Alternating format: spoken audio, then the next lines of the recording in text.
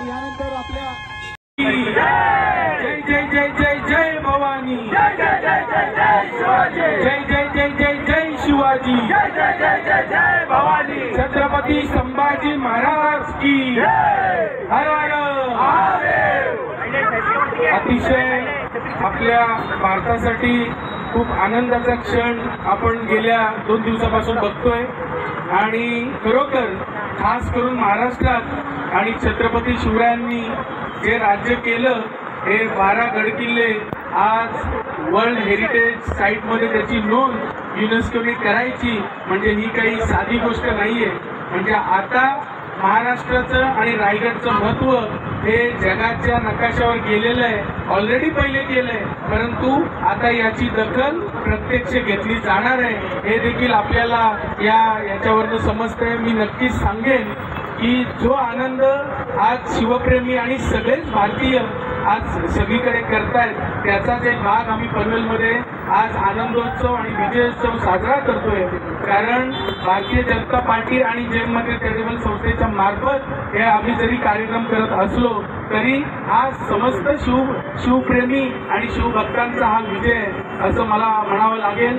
आणि इथून पुढे हे 12 गडकिल्ले आपल्याला ज्या पद्धतीनं इतिहासकालीन माहिती आपल्याला मिळायची ती फक्त महाराष्ट्र आणि भारतामध्ये आता ही जगभरामध्ये माहिती स्पष्टपणाने आणि एकदम क्लिअर माहिती ही जाणार आहे।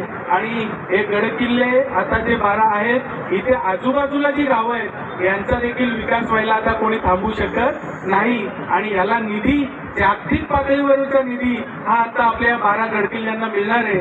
केंद्र शासन राज्य शासन तर करतंय परंतु हे सगळे आता जागतिक पातळीवर हे संवर्धन कसं करायचं हे नक्कीच इथून पुढे आपल्याला माहिती पडेल असं मला सांगावंसं वाटतं। आणि मी तुम्हाला एकच सांगेन की ज्या पद्धतीनं आता आपले भारतवासीय किंवा भारत आपले शिवप्रेमी इथे गडकिल्ल्यांवर जात होते आता जागतिक पातळीवर विदेशी पर्यटक देखील या 12 गडकिल्ल्यांवर येऊन आपली माहिती आणि हे सगळं पर्यटन स्थळाची किंमत किंवा इतिहासाची माहिती ही जागेवर मिळणार आहे।